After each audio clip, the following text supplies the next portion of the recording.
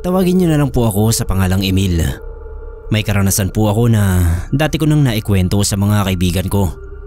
Pero dahil nahihilig ako ngayon sa mga kwentong katatakutan sa YouTube, kaya naengganyo ako na ibahagi rin sa inyo ang karanasang matagal ko nang bitbit sa buhay ko.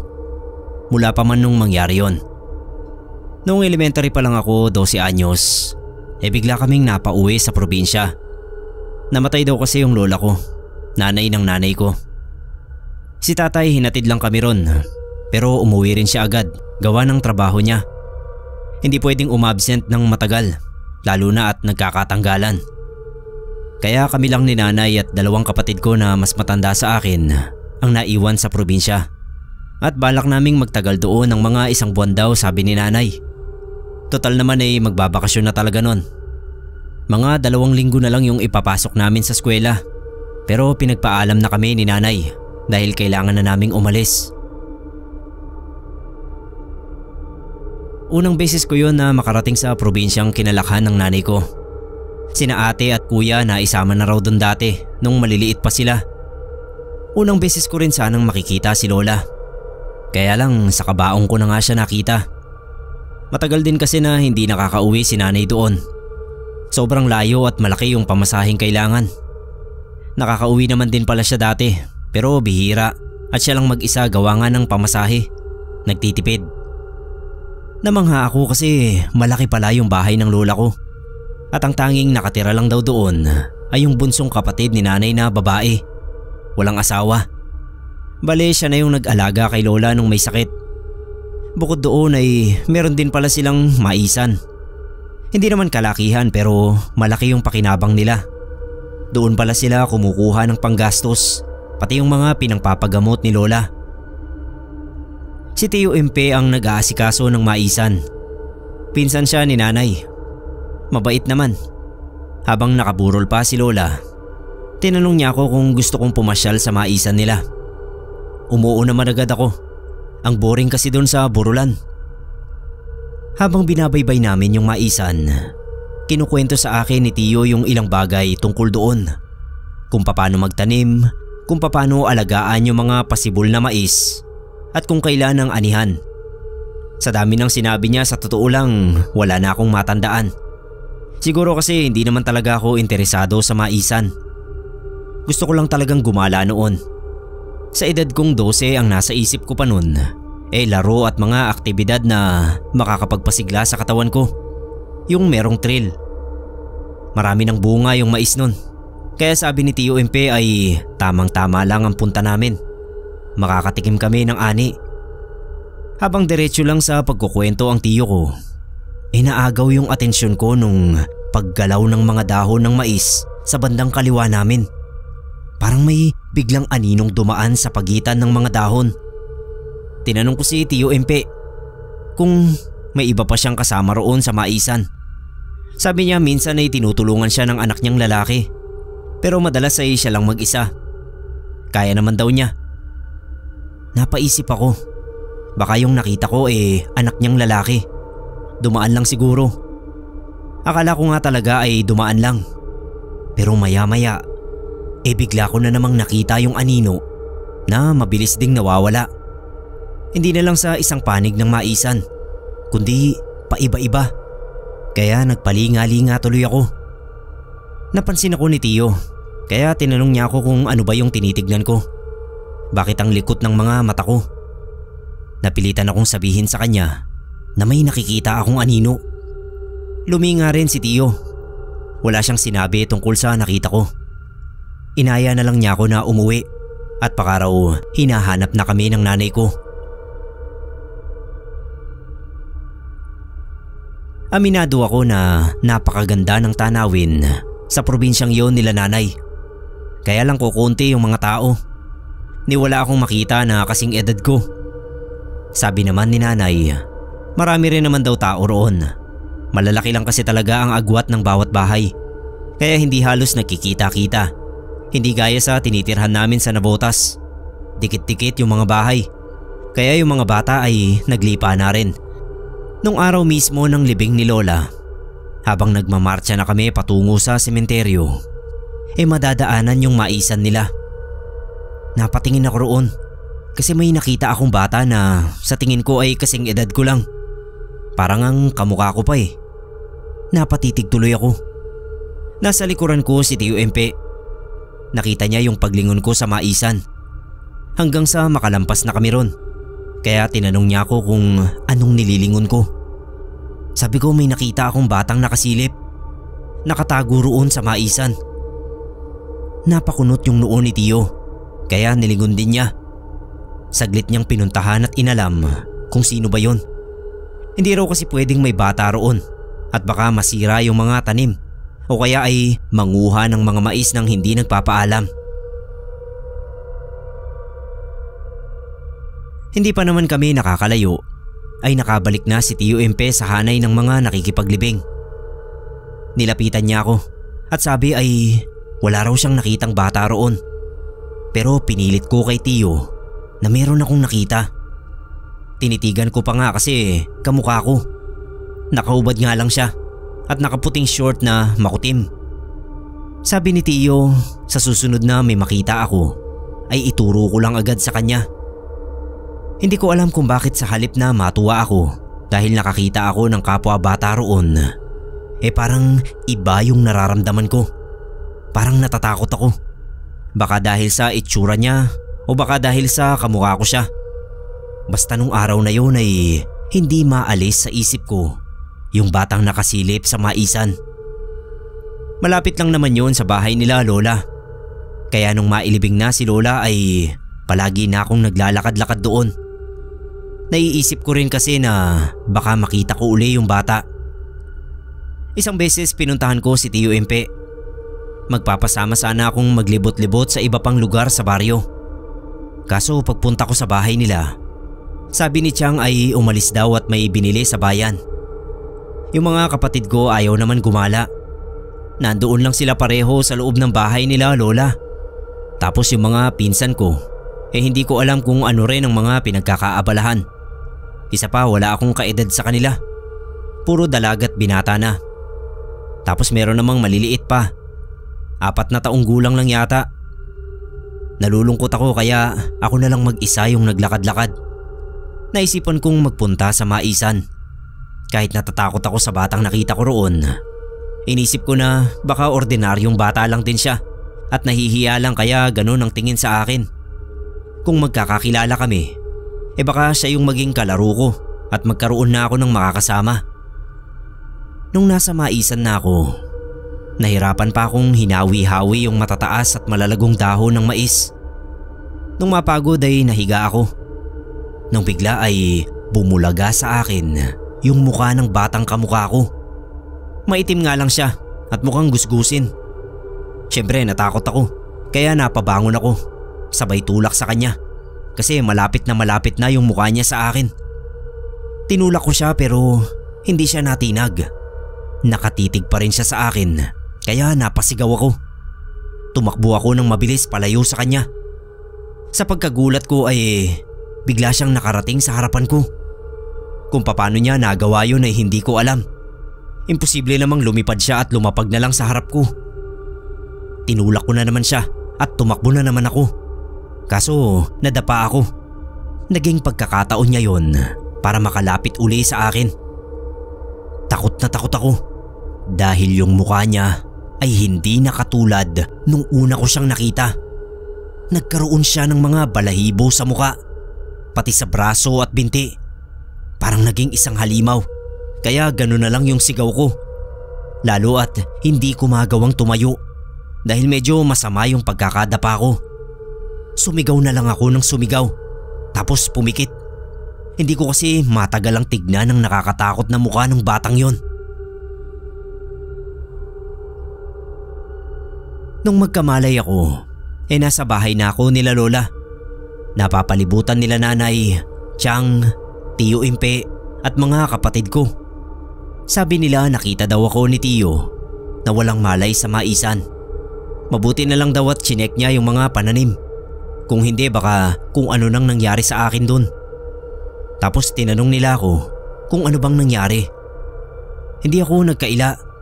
Sinabi ko sa kanila kung ano yung nakita ko. Isang batang halimaw o kaya ay batang aswang. Nagkatinginan sila tapos hindi makapaniwala. Maliban kay Tio na nagsabing totoo ang aswang at minsan na rin daw siyang nakakita sa maisan. Kaya lang sa gabi lang daw at hindi sa umaga. Isa pa, hindi batang aswang ang nakita niya kundi isang lalaking may edad na. Naisipan daw niyang puntahan ang maisan noon. Hindi kasi siya makatulog nung makita niyang may lalaking nakatayo sa gitna mismo ng maisan. Nagalit siya dahil unang pumasok sa isip niya ay magnanakaw ng mais. Kaya sinigawan niya. Sa halip na matakot sa sigaw niya, bigla na lang daw siyang inatake. Kitang-kita niya yung bagsik ng anyo. Ganon din tulad sa nakita ko. Nagkaroon bigla ng mga balahibo sa muka at braso. Mabuti na lang at hawak niya yung itak niya, kaya hindi raw nagawang makalapit sa kanya. Hinabol pa nga raw niya pero mabilis ding nawala. Ni hindi niya nakita kung saang direksyon nagpunta. Yung insidente raw na yon ay wala siyang ibang pinagsabihan maliban sa asawa niya at sa tita kong kapatid ni nanay. Ayaw na raw kasi niyang kumalat na merong aswang sa maisan nila at baka katakutan ng mga taga-baryo. Naisip ko baka mag-ama ang lalaking aswang na nakita ni Tio at yung batang aswang na nakita ko. Pero nagpasalamat na lang din sila nanay na hindi ako sinaktan ng batang aswang. Biro pa ni Chang, baka naghahanap lang din ng kalaro tulad ko. Kung totoo man yung sinabi niya ay ayokong makipaglaro dun. Nakakatakot kaya. Dahil sa nangyari ay pinagbawalan na ako ni nanay na magpunta sa maisan.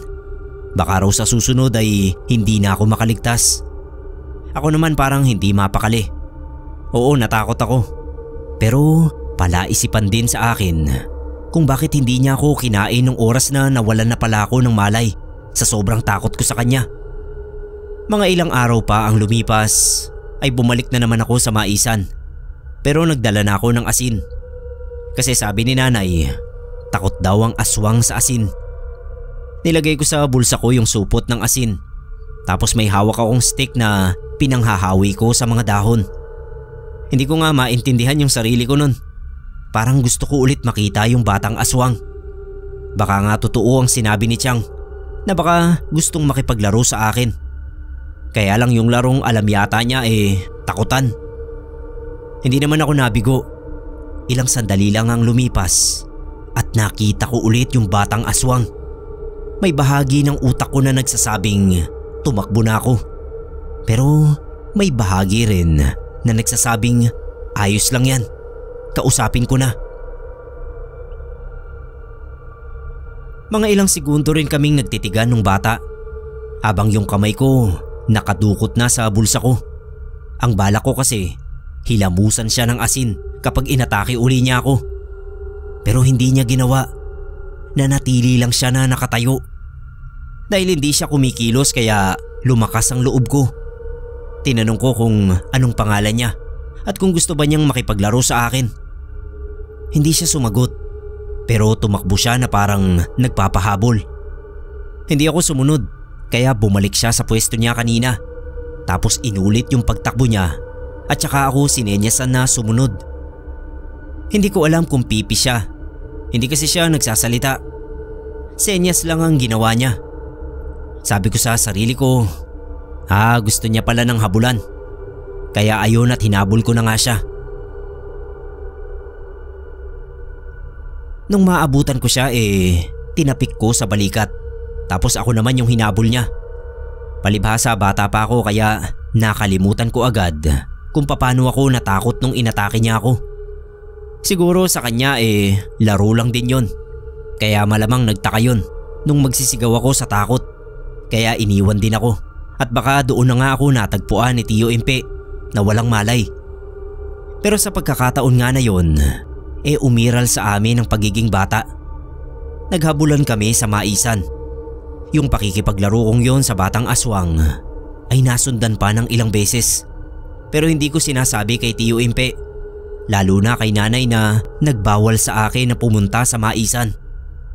Sinarili ko lang kasi alam kong mapapagalitan ako.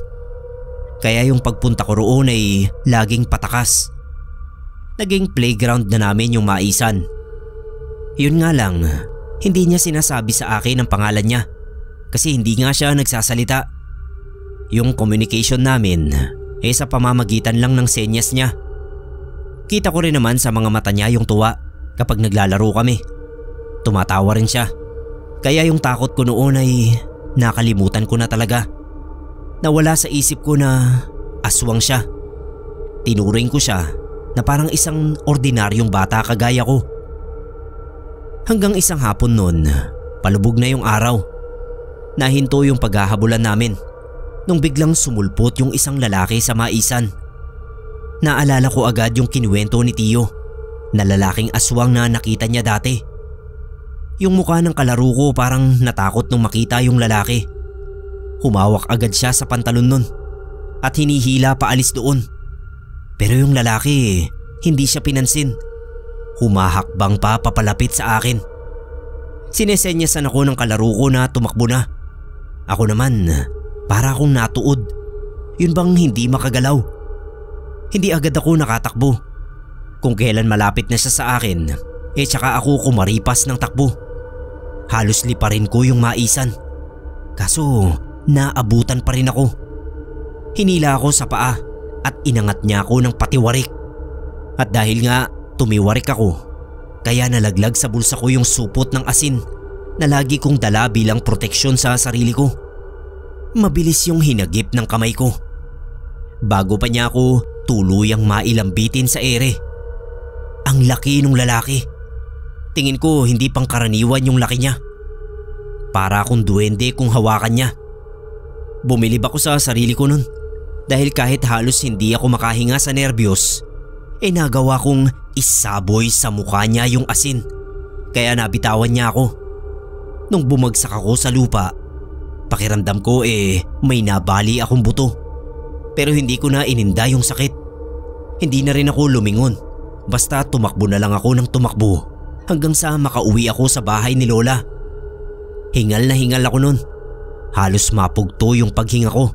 Kaya nagmamadali si nanay na pinainom ako ng tubig. Nung malaman nila nanay ang nangyari, inasahan ko na yung walang katapusang paninermon sa akin. Tinanggap ko kasi alam ko namang kasalanan ko.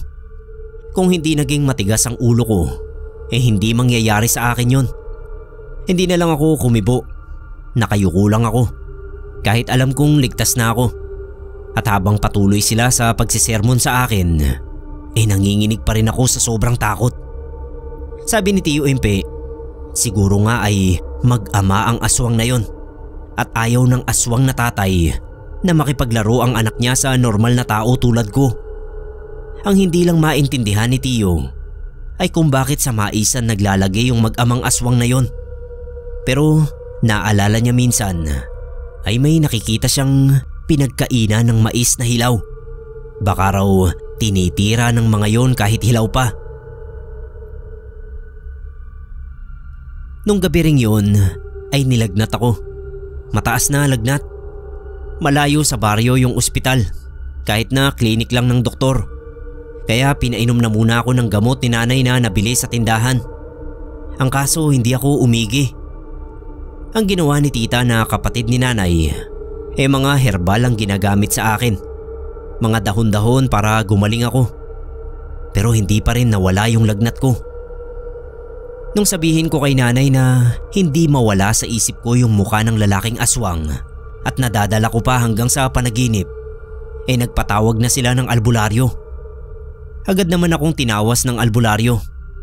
Malinaw niyang nakita na ang dahilan nga ng pagkakasakit ko ay yung sobrang takot ko sa aswang na hindi ko mailabas.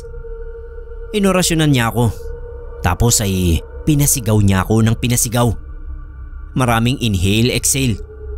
Matapos akong gamutin, narinig ko na pupuntahan din ng albularyo yung maisan. Gagawan daw niya ng orasyon para hindi na makapunta roon yung mag-amang aswang. Kinabukasan din ay umigi na ang lagay ko. Nawala na yung lagnat at nung sumunod na gabi, Hindi ko na rin napanaginipan yung aswang na hinahabol ako sa maisan. Ganun yung laging laman ng panaginip ko eh. Kaya tuwing gigising ako, takot na takot pa rin ako. Sa kabilang banda, nalungkot din ako na hindi ko na makikita yung kalaro kong batang aswang. Mabait naman pala siya. Kundi nga lang sa tatay niya naging masaya pa sana kami hanggang sa pag-alis namin sa probinsya. Natapos na nga yung bakasyon. Kailangan na naming bumalik sa Navotas. Habang sakay kami ng tricycle na maghahatid sa amin sa terminal, nakapako yung tingin ko sa maisang dinadaanan namin. Nalulungkot akong hindi ko maintindihan. Basta ang bigat ng pakiramdam ko. Akala ko nga hindi na talaga makakapunta sa maisa ng mga aswang dahil inorasyonan daw ng albularyo. Pero nagulat ako. Nanlaki yung mga mata ko nung makita ko ulit yung batang aswang na nakasilip mula roon. Nakahabol siya ng tingin sa akin habang papalayo yung tricycle na sinasakyan namin nila nanay. Hindi ko alam ang gagawin ko nun. Kung ituturo ko ba siya kila nanay o wag na lang. Sa huli ay naisip ko na lang siyang kawayan. Medyo malayo na kami nung gayahin niya yung pagkaway ko. Natagalan pa bago ulit kami nakabalik sa probinsya nila nanay. Mahirap kasi talagang magpunta ron. Masyadong malayo yung biyahe at mahal yung pamasahe. 15 anyos yata ako nung makabalik uli kami. Excited pa ako nun kasi iniisip ko makikita ko uli yung kalaro kong aswang dati. Kaso pagdating namin doon, wala na yung maisan. Mula raw ng masalanta ng bagyo, nahirapan na silang ibangon uli. Lalo na at naratay sa sakit si Tio Empe. Kaya wala nang nag-asikaso. Kaya nagdesisyon daw sila na ibenta na lang yung lupang taniman ng mais. Bale ang naging kabuhayan na lang daw nila gulayan. Doon mismo sa loob na ng bakuran ng bahay ni Lola. Habang naglalakad ako noon sa dating maisan, naalala ko yung nangyari nung 12 anyos pa lang ako. Naisip ko kung nasa na kaya yung mag-amang aswang. Ano kaya yung itsura ngayon ng kalaro ko? Hindi ko na masasagot ang tanong kong yon. Dahil kahit nung nakaalis na uli kami, hindi ko na siya nakita. Hanggang ngayon nga na pamilyado na akong tao, hindi ko pa rin makalimutan yung karanasan kong yon. Tuwing kinukwento ko sa iba pakiramdam ko kahapon lang nangyari. Kung nasaan man yung kalaro kong yon dati, sana mabuti ang lagay niya at may pamilya na rin sana tulad ko.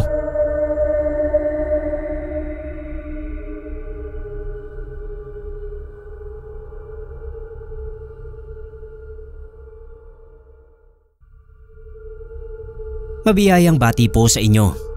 Ako po si Clarissa. Isa sa mga napakaraming tao na naniniwala sa mga aswang. Paano pong hindi ako maniniwala? Nakakilala po ako ng mismong tiktik at asawa niya. Nangyari po yan sa probinsya namin dito sa Iloilo. Tagalog po talaga kami. Bali ang nangyari kasi ay may kaibigan si mama na nagpatira sa amin sa bahay niya sa Iloilo. Sa ibang bansa na kasi maninirahan kasama ang pamilya. Hindi kasundo yung mga kamag-anak nila, kaya sa amin iniwan ang bahay.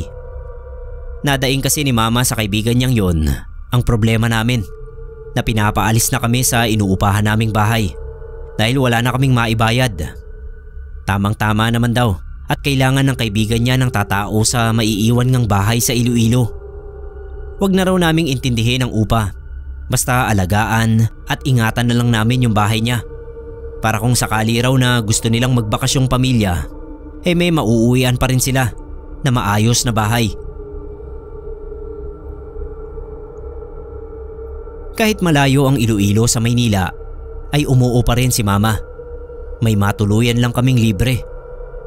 Wala na rin kasi siyang katuwang sa pagtataguyod sa amin. Mga 2 taon nang patay si papa noon. Malalayo yung agwat ng mga kabahayan tulad sa ibang probinsya. Pero meron kaming nag-iisang kalapit na bahay. Yung mag-asawang si Ate Dayang at Kuya Rolly. Ate at Kuya ang itinawag ko sa kanila kasi nasa 20 ako nun at sila naman ay nasa 20 mahigit lang din. Siguro mga 26 at 27. Sa pagdating pa lang namin doon, naging malapit na sa amin si Ate Dayang. Siya yung unang lumapit at bumati sa amin. Matuwain daw siya sa mga bata tulad ng nag-iisa kong kapatid na si Clea. 8 taong gulang lang siya nun.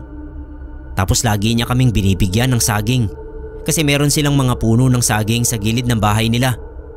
Mga 5 puno yata yun o 6. Kaya naman si mama naging magaan din ang loob sa kanya. Pansin lang namin na yung asawa niya ay hindi palakibo. Hindi kami binabati at kung batiin man namin ay tumatango lang. Parang ayaw talaga ng kausap. Sabi ni Ate Dayang ganun lang daw talaga si Kuya Rolly. Nasanay kasi na wala silang kapitbahay. Matagal na raw bakante yung bahay na pinatirhan sa amin. At kahit naman nung nandoon pa yung nakatira, hindi naman daw lumalabas ng bahay para makipag-usap o makipagbatian man lang sa kanila. Naintindihan naman namin. Meron naman talaga sigurong ganong tao. Hindi palakibo. Isang gabi ginising ako ni mama kasi narinig daw niyang nagtatalo yung mag-asawa. Tapos nakarinig din siya ng parang malalakas na hampas sa dingding. Bumangon ako. Dinikit ko yung tenga ko sa dingding na malapit sa bahay nila. Kahit pa merong puwang yung mga dingding namin. Wala naman akong narinig kaya sumilip na lang ako sa bintana. Sinaway ako ni mama dahil baka makita raw akong nakasilip. Konting bukas lang ka ako. Hindi naman siguro mapapansin. Hinayaan na lang din ako ni mama. May narinig nga rin ako na lagabog mula sa loob ng bahay. Nagkatinginan kami ni mama. Gusto sana niyang lumabas para tulungan si Ate Dayang pero pinigilan ko. Kasi hindi naman namin alam kung ano talagang nangyayari sa away ng mag-asawa. Baka mamaya madamay pa siya. Hindi na nga kami lumabas pero sumilip pa rin kami. Pagsilip namin, saktong nakita namin yung paglipad ng isang hindi namin matiyak kung malaking ibon ba o ano. Hindi rin namin masiguro kung nanggaling ba sa loob ng bahay ni Ate Dayang o sa gilid lang nila. Napa-sign of the cross si mama. Natakot talaga siya sa nakita namin. Ang hinala agad niya ay aswang. Isang tiktik. Baka raw buntis si Ate Dayang kaya inaaligiran ng aswang na yun. Hindi na rin kami nakarinig ng ingay mula sa bahay ng mag-asawa. Kaya bumalik na kami ni mama sa nag-iisang silid sa bahay.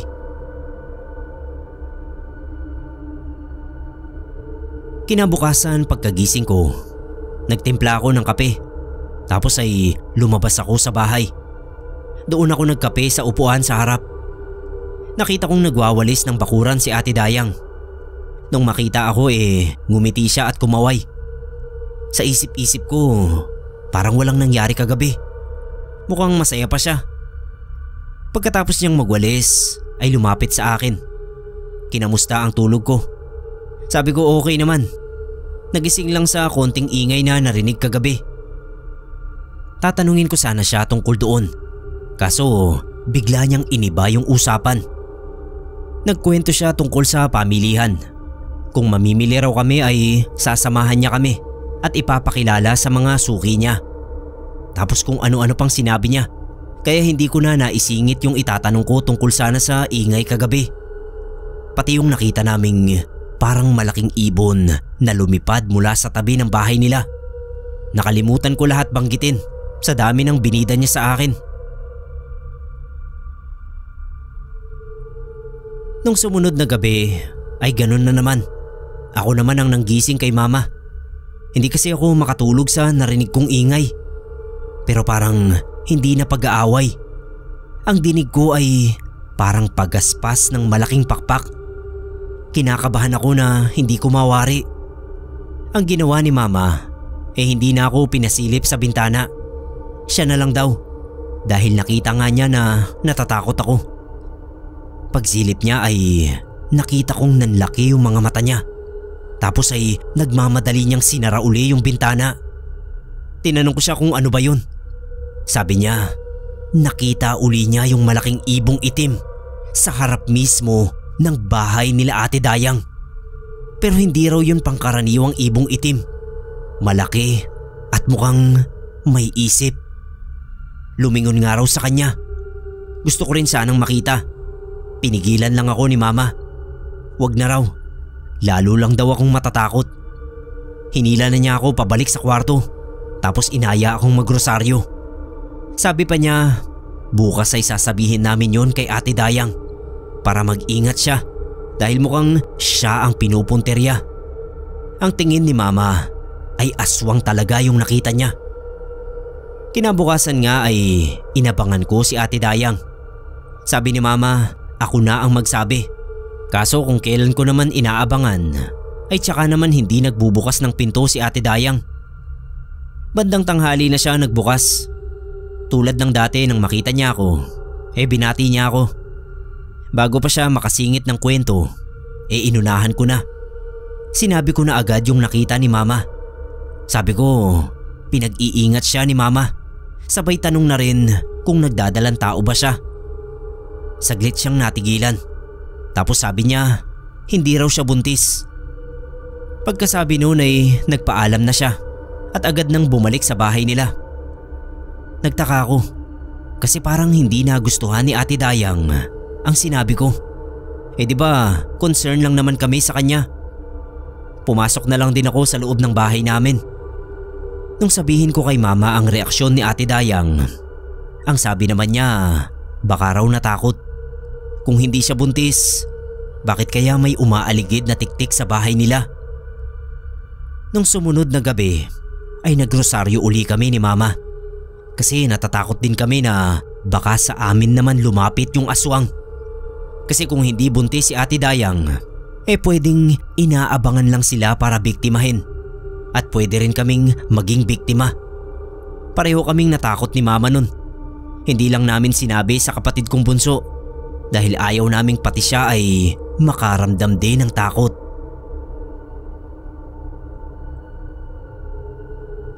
Nung mga sumunod na gabi, palagi ko nang inaabangan yung maingay na pagkaluskos ng itim na ibon. Parang may nag-uudyok sa akin na makita uli yun. Alam ko si Mama ganun din. Mukhang naghihintay din siya. Kasi gabi na nasa sala pa rin siya. Nasilip ko. Nagkakape at panay ang tingin sa bintana. Parang hindi mapakali. Ang ginawa ko, lumabas ako ng kwarto at tinabihan ko siya. Tinanong niya kung ba't gising pa ako. Sinabi ko naman ang totoo. Naiisip ko kako yung nakita niya nung isang gabi. Gusto ko ring makita. Yun nga rin daw ang inaabangan niya. Natatakot siya kaya nagbabantay siya. Nilagyan na rin niya ng mga bawang at asin ang bawat sulok ng bahay namin. Pati nga sa banyo meron din. Sunod-sunod na gabi kaming nagbantay ni Mama. Ilang gabi kaming puyat pero ni konting kaluskos ay wala kaming narinig. Maya't maya rin kaming sumisilip sa bintana. Kaso wala talaga kaming nakita. Kung kailan namin hinihintay ay tsaka hindi nagparamdam. Si Ate Dayang naman ay hindi na nagpapakita. Hindi tulad ng dati na paglabas ko ng bahay nakikita ko na kaagad siya na nasa bakuran nila. Nakangiti, kumakaway o kaya ay bumabati ng magandang umaga. Nakakapagtaka na hindi siya lumalabas ng bahay ngayon. Hindi na rin nagbibigay ng saging. Nag-alala rin kami ni Mama. Kaya sabi ni Mama, katukin ko na. Baka kasi kung ano na yung nangyari kay Ate Dayang. Sinunod ko naman si Mama. Ilang beses akong kumatok bago nagbukas ng pinto si ate. Mukha siyang puyat. Ang lalalim ng eye bags. Tinanong niya kung anong kailangan ko. Sabi ko pinapakamusta lang siya ni Mama. Kasi ilang araw na namin siyang hindi nakikita.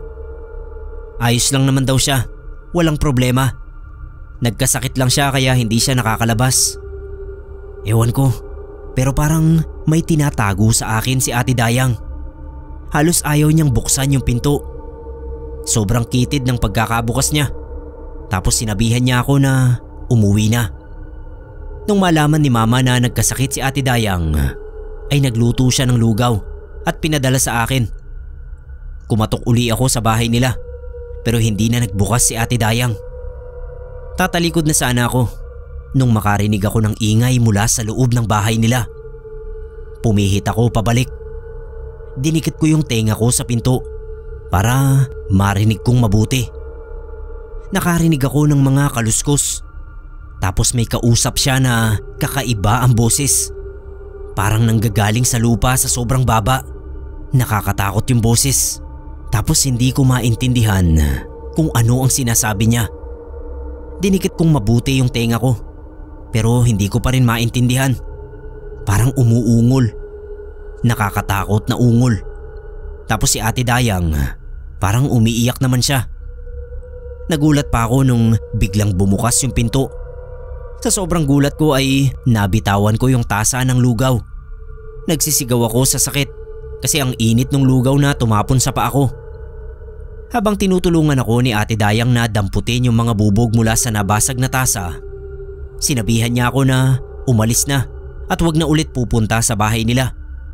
Nagtaka ako. Sabi ko bakit? Tsaka pinadalhan lang naman siya ng lugaw ni Mama dahil nga galing siya sa sakit. Nagpasalamat naman siya. Pero halos ipagtabuyan niya ako paalis doon. Kaya umalis na lang ako. Bago ako tuluyang umalis, lumingon pa ako sa nakabukas na pinto ng bahay nila. Nasilip ko roon si Kuya Rolly na nakaupo sa sofa nila at nakapikit. Inisip ko kung natutulog ba siya o ano. Natanong ko rin sa sarili ko kung kanya ba yung nakakatakot na boses na narinig ko.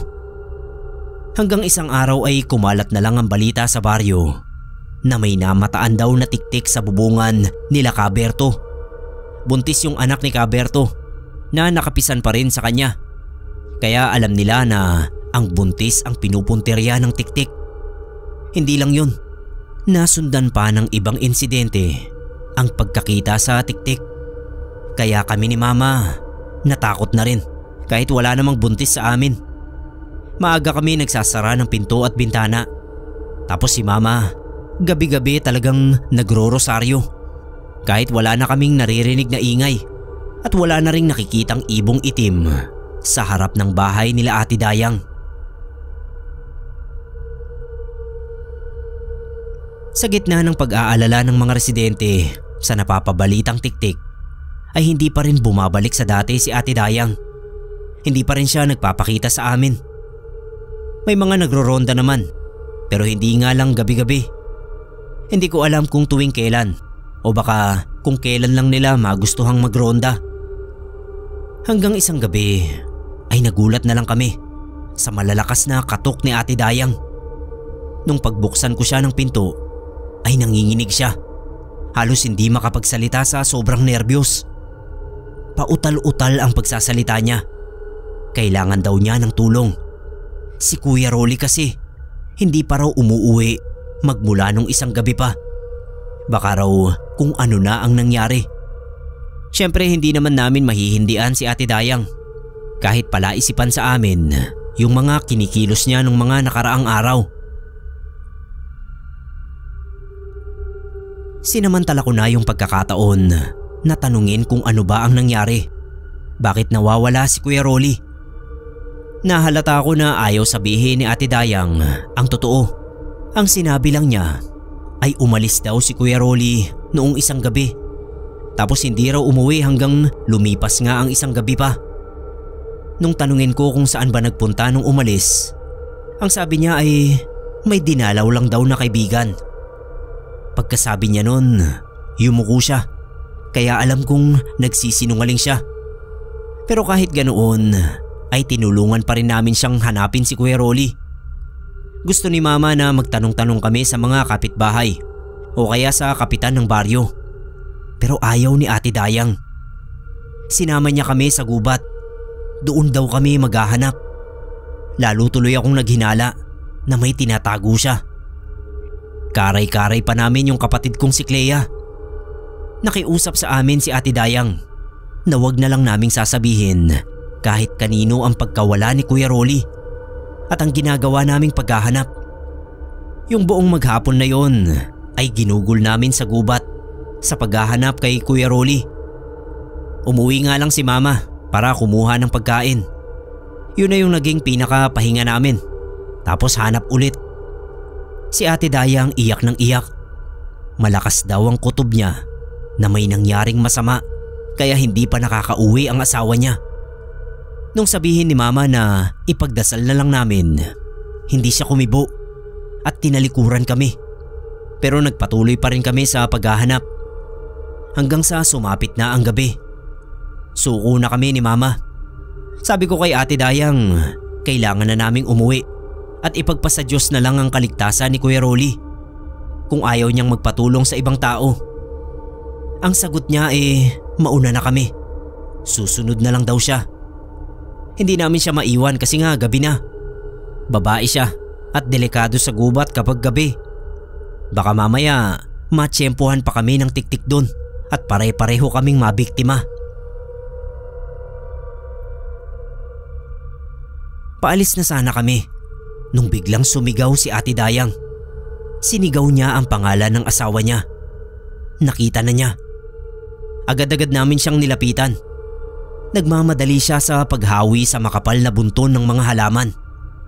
Mula roon ay nakita namin si Kuya Rolly. Hinang-hina. May mga natuyo at meron ding sariwa pang dugo sa katawan. Wala siyang suot na pang itaas. Pang ibaba lang na puno rin ng dugo dahil sa malaki niyang sugat sa tagiliran malapit sa dibdib. Nanlaki yung mga mata ko nung makita ko yung isang sibat sa tabi ni Kuya Rolly. Mukhang yun ang dahilan ng sugat niya. Tingin ko hinugot lang niya. May malay pa naman siya pero hindi makapagsalita. Humingi sa amin ng tulong si Ate Dayang na maiuwi si Kuya Rolly. Hirap na hirap kami sa pag-alalay kasi mabigat. At isa pa para kaming nakikipagpatintero sa mga nakakasalubong naming mga tao. Ayaw kasi ni Ate Dayang na may makakita kay Kuya Rolly sa ganoong itsura at kalagayan. Kaya kapag may makakasalubong kami, nagtatago pa kami. Nung sa wakas ay makarating kami sa bahay nila, agad-agad naming sinara ni Ate Dayang ang pinto. Nagpatulong siya kay mama na gamutin ang malaking sugat ni Kuya Rolly sa katawan. Habang ginagamot nila si Kuya Rolly, ako naman nililibot ko ang tingin sa bahay nila. Hindi lang ako nagpapahalata, pero ang lansa ng naaamoy ko sa paligid. Hindi ko alam kung saan nanggagaling ang amoy. Napansin ko rin na habang nilalagyan ni mama ng gamot ang sugat ni Kuya Rolly, si Ate Dayang naman ay panay ang pahid ng langis sa katawan ng asawa niya na malapit sa sugat. Alam ko langis yun. Kita ko naman yung itsura. Hindi ko nga lang alam kung anong klaseng langis. Matapos nilang gamutin si Kuya Rolly, umuwi na kami ni mama. Wala kaming nalaman sa totoong nangyari kay Kuya Rolly, kaya dagdag palaisipan sa amin yun. Kinabukasan pagbili ko sa tindahan, narinig kong pinag-uusapan ng mga nakatambay ang tungkol sa tiktik.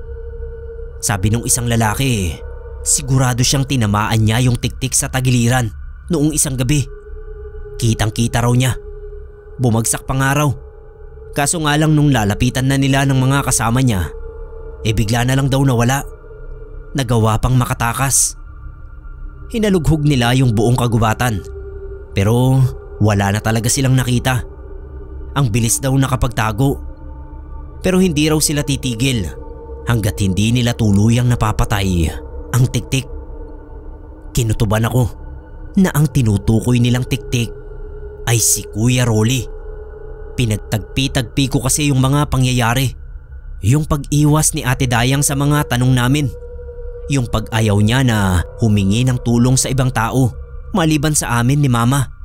Yung pagkakakita namin kay Kuya Rolly sa gubat na may sugat sa tagiliran at may sibat pa sa tabi niya. Tsaka yung ibong itim na nakita namin ni mama sa harap ng bahay nila bago siya nawala. Lahat ng yun ay tumutugma sa tiktik. Sinabi ko kay mama lahat ng narinig ko sa tindahan. Sabi niya, wag na lang daw akong maingay. Kinailangan daw nila Ate Dayang ng tulong namin. Naging mabuti naman si Ate Dayang sa amin, kaya dapat lang daw tulungan. Paano nga kako kung totoong tiktik si Kuya Rolly? Sabi ni mama, labas na raw kami ron.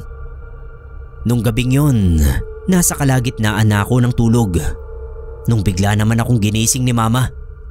Kasi sina Ate Dayang at Kuya Rolly kailangang magtago sa bahay namin. Natuklasan na raw ng mga tao na si Kuya Rolly ang tiktik, kaya sinugod ang bahay nila. Mabuti na lang daw at nakalabas sa pintuan sa kusina nila yung mag-asawa at nakalipat sa amin. Sa pintuan din sa likod ng kusina namin kumatok. Nung araw kasi uso yung mga pinturin sa kusina palabas ng bahay.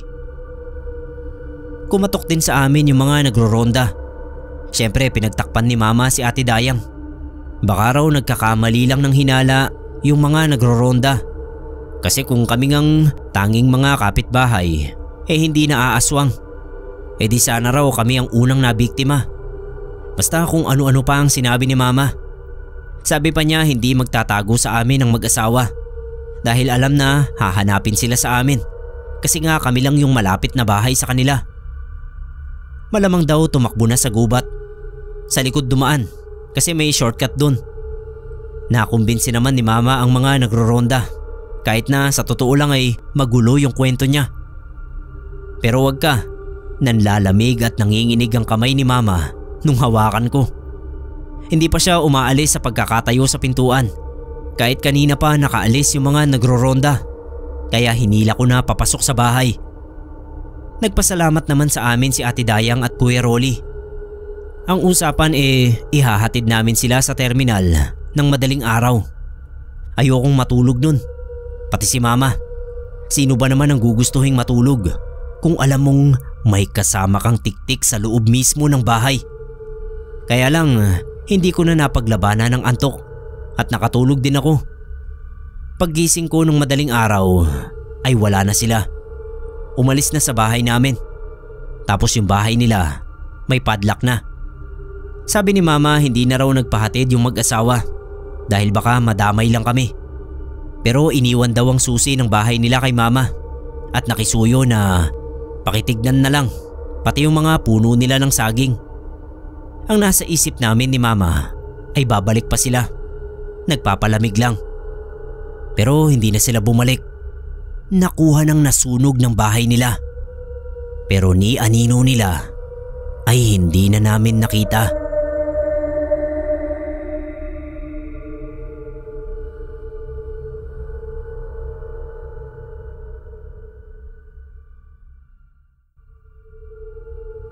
Kwentong aswang.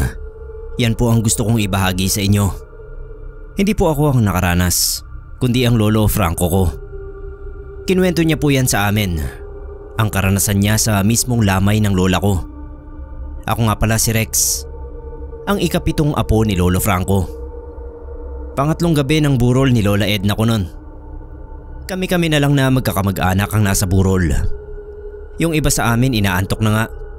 Nung biglang maglagay ng upuan si Lolo sa gitna.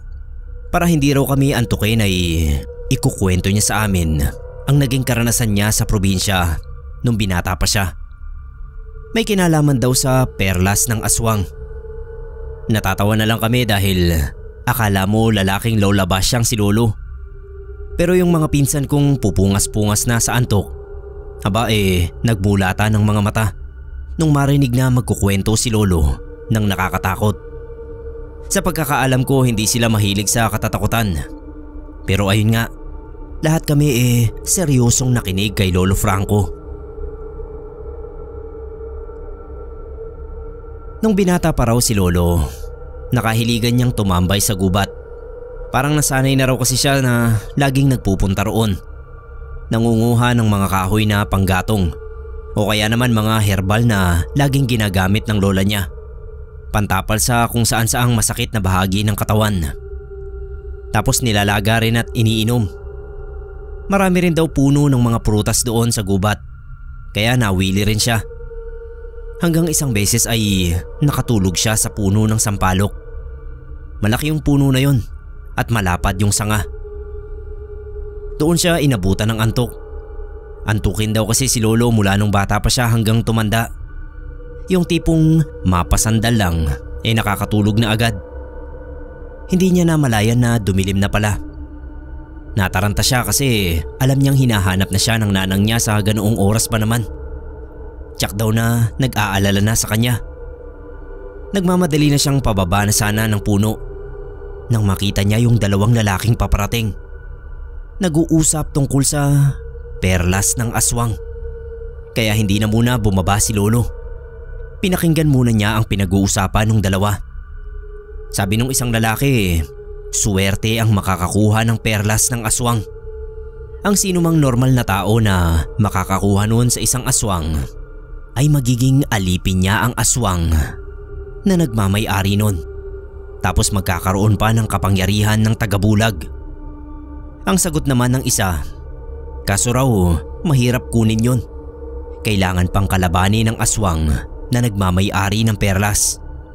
Paano raw kung maunahan siya at siya pa ang mapatay? Hindi na narinig ni Lolo ang iba pang pinag-uusapan ng dalawang lalaki tungkol doon. Kasi nakalampas na sila sa puno ng sampalok na kinapupwestuhan niya. Hindi na nasundan ni Lolo. Pero naging interesado siya sa nalaman niya. Alam niyang hindi nagsisinungaling yung lalaking nagsabi tungkol sa perlas. Dahil anak daw yon ng kilalang albularyo sa bahay nila. Kaya malamang may alam sa mga ganoon. Ilang gabing pinag-isipan ni Lolo Franco kung paano siya makakakuha ng perlas ng aswang. Ang ginawa niya ay dumirekta siya sa albularyo. Nagtanong siya tungkol doon. Sabi ng albularyo, napakadelikado ng iniisip ni Lolo. Mga albularyo at malalakas na santigwar lang daw ang maaaring gumawa noon dahil sila lang ang may kakayahang gawin yon. Nainis si Lolo sa albularyo kaya umalis na lang siya. Habang pauwi sa kanila ay naglalaro sa isip niya kung paano niya mapapatunayan sa albularyo na kaya rin niyang gawin yon kahit hindi siya katulad nila. Nabanggit naman sa kanya ng albularyong kinausap niya ang proseso. Pero ayun nga, hindi raw niya pwedeng gawin yon.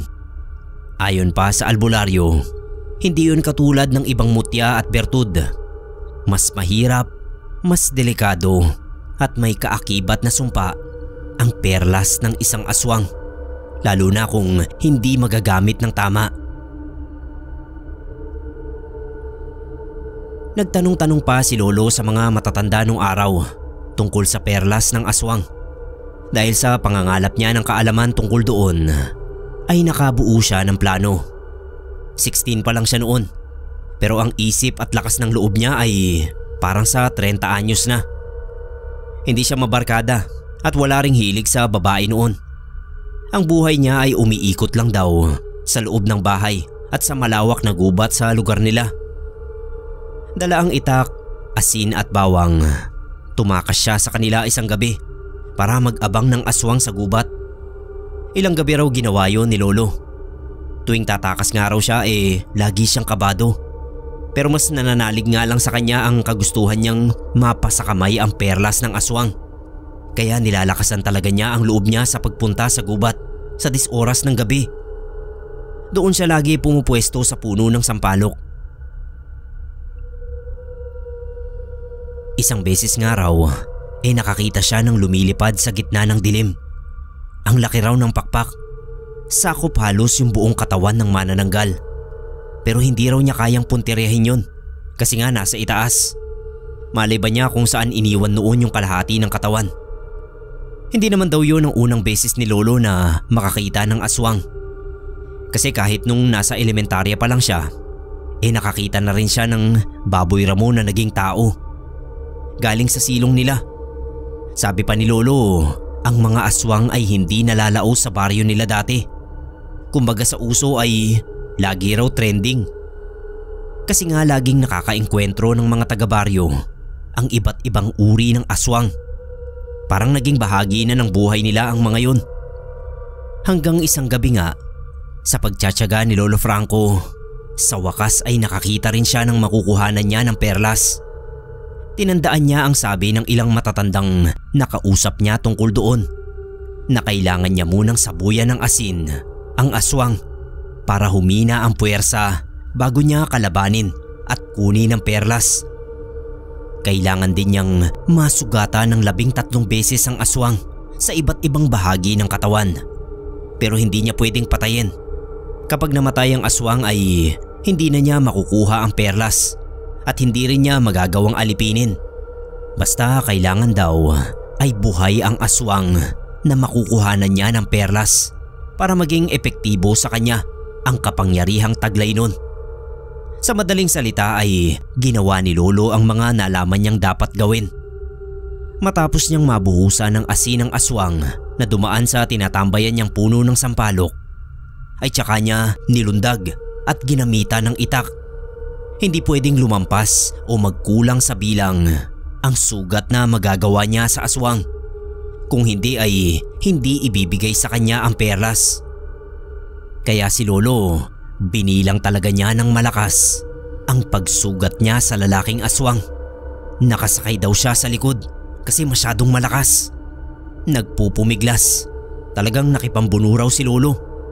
Wala kasi siyang alam na orasyon. Hindi itinuro ng albularyo at delikado nga raw. Kumbaga sapalaran lang ang ginawa ni Lolo. Bahala na kung sino sa kanila ng aswang ang matira. Nagtamo rin ng mga sugat si Lolo mula sa kalmot ng aswang. Ang kinainaman nga lang daw ay hindi siya nakagat. Akala nga raw niya ay katapusan na niya kasi nagawa pa raw siyang paibabawan ng aswang. Pero dahil siguro sa dami ng asin na binuhos niya, nasaksihan niya kung paano unti-unting nanghina ang aswang. Nag-alala lang daw siya nung halos mawalan ng malay kasi baka matuluyan. Hindi niya makuha yung perlas. Nagbadali na si Lolo na kunin sa aswang yung perlas. Niluwa raw tapos sinalo ng kamay niya. Nervyos na nervyos siya habang tinititigan ang itim na perlas sa kamay niya. Hindi naman daw yun kailangang isubo. Basta dala lang niya lagi. Pagkakuha nun ni Lolo, nagmamadali na siyang umuwi. Iniwan niya yung aswang na nakahandusay sa gubat. Pero humihinga pa naman. Hindi maipaliwanag ni Lolo Franco yung saya na nararamdaman niya nung mapas sa kamay niya ang inaasam niyang perlas ng aswang. Hindi siya makapaniwala. Ilang beses niyang kinurot ang sarili niya. Sinampal-sampal dahil akala niya nananaginip lang siya. Sabi ng albularyo, delikado raw at mahirap. Pero para kay Lolo ay hindi naman daw pala ganun kahirap. Pakiramdam tuloy niya ay daig niya pa ang albularyo. Pati ang malakas na santigwar na sinasabi. Gusto sana niyang ipagmalaki sa kanila ang nakuha niyang perlas. Kaya lang napag-isip-isip din niya na baka maraming magtangkang kumuha o umagaw sa kanya nun dahil nga sa kapangyarihang taglay ng itim na batong yun. Kung titignan daw ay parang pangkaraniwang batong itim lang. Pero kapag hawak mo ay mararamdaman mo talaga yung kakaibang enerhiya na pumapasok sa katawan mo. Dahil excited si Lolo, gusto na agad niyang masubukan ang kapangyarihan ng perlas. Kaya nagpunta siya sa kalapit na baryo nang hindi nagpapaalam sa nanang at tatang niya. Alam niya kasi na hindi siya papayagan, kaya tumakas na naman siya.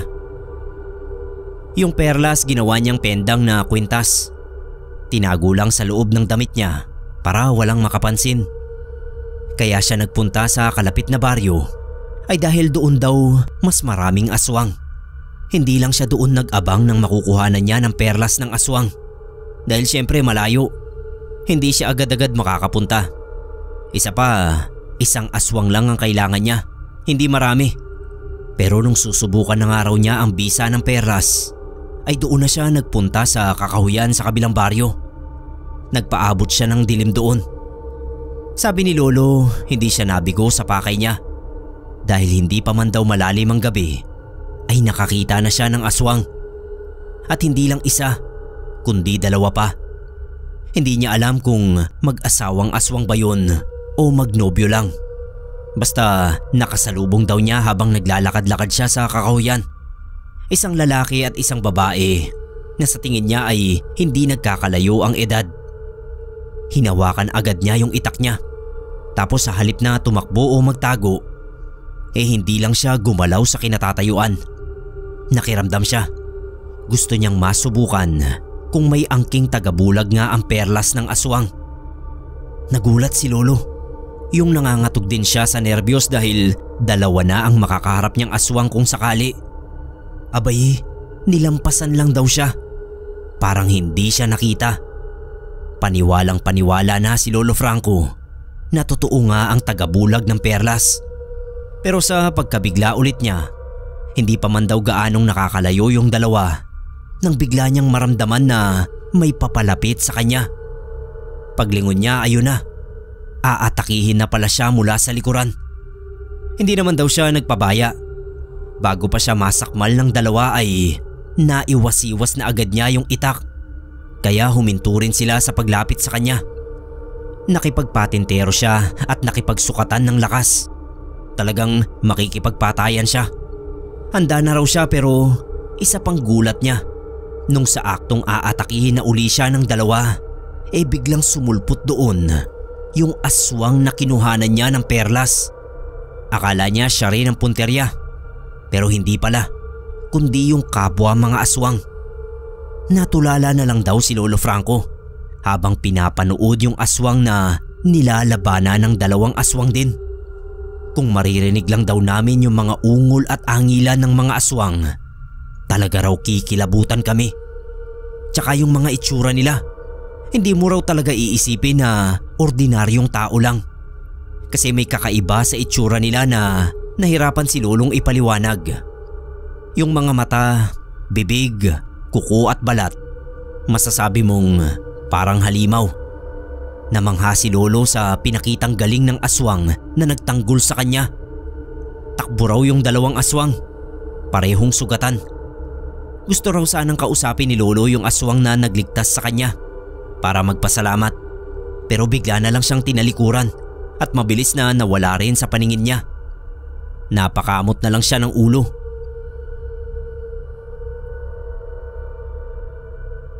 Isang bagay ang natiyak ni Lolo Franco, na hindi totoong nagtataglay ng tagabulag ang perlas ng aswang.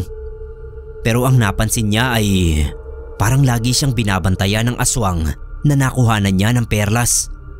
Kahit saan daw siya magpunta ay laging sumusulpot. Kahit nga raw nasa bahay lang siya o sa loob ng bakuran nila, bigla niyang nakikita na nakatayo sa di kalayuan. Nakatingin lang sa kanya. Parang binabantayan talaga siya. Ibig sabihin, totoo na magiging alipin niya tulad ng sinasabi ng albularyo. Bukod sa pagtatanggol sa kanya laban sa dalawang aswang, ay pinagtanggol din daw siya laban naman sa mga taong basagulero sa baryo nila. Isang beses galing sa pangangahoy si Lolo ay nakasalubong niya ang isang grupo ng mga kalalakihan na puro mga lasing. Palibhasa bata pa si Lolo. Hinarang daw siya at pinagtripan. Gusto siyang saktan. Hinahamon ba naman siya ng suntukan? Kabata-bata pa nga lang niya. Mga gurang na yung mga lasing. Bigla sumulpot na naman yung aswang at siyang tumanggap ng hamon ng mga lasing. Sa takot nagtakbuhan daw ang mga yon. May nakaiwan pa nga raw ng tsinelas. Pakiramdam daw ni Lolo noon ay nagkaroon siya ng instant gwardya, bodyguard. Kasi tuwing malalagay siya sa panganib, laging sumusulpot yung lalaking aswang na may-ari ng perlas para lang protektahan siya. Pero isang araw, bigla na lang daw nagkagulo sa baryo nila. Tinanong ni Lolo yung tatang niya kung bakit nagtatakbuhan ng mga tao. Sabi ng tatang niya, may nakita raw kasing bangkay ng aswang sa gubat. Mukhang dinukot ang puso. Malamang daw ay santigwar ang may gawa. Nagkaroon daw siguro ng engkwentro nung gabi. Alam ng mga tao na aswang kasi sa itsura raw. Tumakbo rin si Lolo sa gubat. Nakiusyoso kung anong itsura ng napatay na aswang. Ganun na lang yung pangingilabot ni Lolo nang makita kung sino ang aswang na tinutukoy ng mga tao. Walang iba kundi ang lalaking aswang na nakuhanan niya ng perlas. Parang biglang nanlumo si Lolo at nanlamig. Natanong agad niya ang sarili niya kung ano pang magiging silbi sa kanya ng perlas na hawak niya. Paano na siya mapoprotektahan kung yung sarili nga ay hindi nagawang protektahan laban sa kung sino mang pumatay sa kanya. Umuwi si Lolo na lulugo-lugo. Kulang na lang ay itapon niya ang kwintas, pero hindi na lang niya ginawa. Ang balak niya ay tuklasin na lang ang iba pang kakayahang taglay ng perlas. Baka naman may iba pang bisa. Iniisip niya kung paano gagana ang sinasabing tagabulag ng perlas. Nagtanong-tanong pa siya sa ibang albularyo. Pero kung ano ang sinabi sa kanya ng una niyang kausap ay ganoon din ang sinasabi sa kanya ng iba. Hindi nga lang masabi ni Lolo sa kanya na hindi totoo ang sinasabi nilang kapangyarihan ng perlas na tagabulag dahil hindi naman umepekto sa kanya. Hindi rin niya kasi masabi na meron na siya nun at baka raw pag-interesan pa ng iba, lalo na ng mga albularyo. Pinagtatawanan nga lang daw siya kapag nag-uusisa siya tungkol doon. Kasi nga napakabata pa raw niya para magka-interes sa ganun kadelikadong bagay. Pero dahil nga hindi nila alam na nasa kanya ang perlas, kaya lihim naman niyang pinagtatawanan ng mga yon.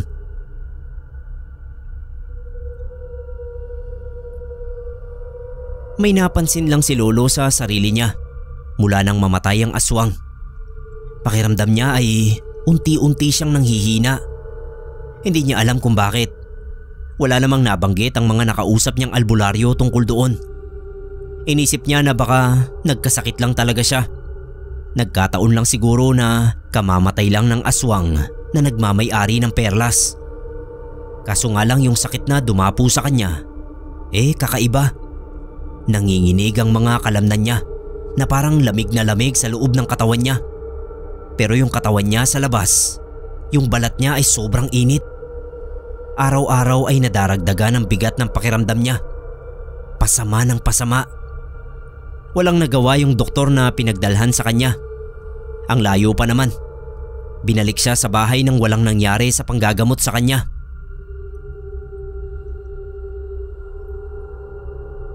Ang mas nakakapangilabot pa raw sa nangyari kay Lolo, kasabay ng mataas niyang lagnat at panlalamig, ay yung unti-unting pag-aagnas ng balat niya.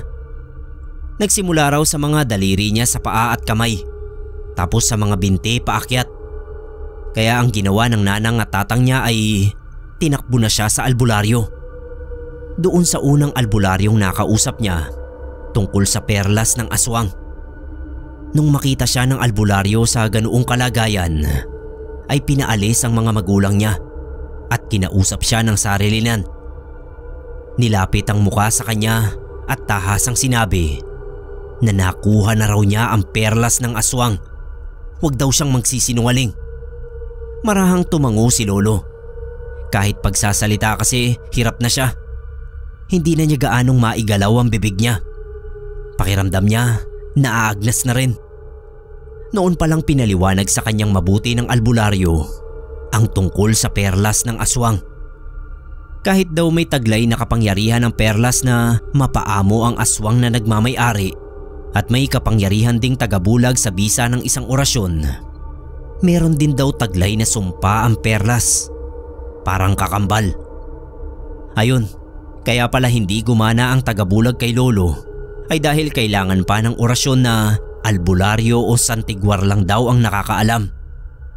Ang sumpa namang sinasabing kakambal kapag daw namatay ang aswang na nagmamay-ari ng perlas. Ang taong kumuha ay makakaranas din ng unti-unting pagkamatay hanggang sa tuluyang magwakas na rin ang buhay. Natakot daw si Lolo sa sinabi ng albularyo. Kung ganoon daw ay unti-unti na rin siyang mamamatay. Kaya pala naaagnas na yung katawan niya kahit na humihinga pa siya. Ayon pa sa albularyo, nahihila kasi ng enerhiya ng patay na aswang ang kapangyarihang taglay ng perlas at kasamang nahihila sa hukay ang buhay niya na parang nakadepende na sa perlas ng aswang. Tsaka palang naintindihan ni Lolo na totoo nga ang sinabi ng mga albularyong nakausap niya. Delikado ang magtaglay ng perlas ng aswang dahil ang buhay mo ay magiging buhay na rin niya. Kaya ka pala niya poprotektahan sa abot ng makakaya niya dahil ang kamatayan mo ay kamatayan din niya. Tapos ang buhay niya ay magiging buhay mo na rin. Kaya kung siya naman ang mapapahamak, ay ganoon din ang mangyayari sa'yo ng paunti-unti hanggang sa pareho na kayong mapunta sa ilalim ng lupa. Umiyak talaga si Lolo nang maintindihan niya yon. Kaya pala hindi yun pinag-iinteresang kunin ng mga albularyo at santigwar kahit may kakayahan sila, dahil hindi lang pala ang pagkuha ang delikado, kundi mas higit ang panganib kapag nasa kamay mo na. Pero hindi naman siya pinabayaan ng albularyo. Kinuha sa kanya yung perlas ng aswang.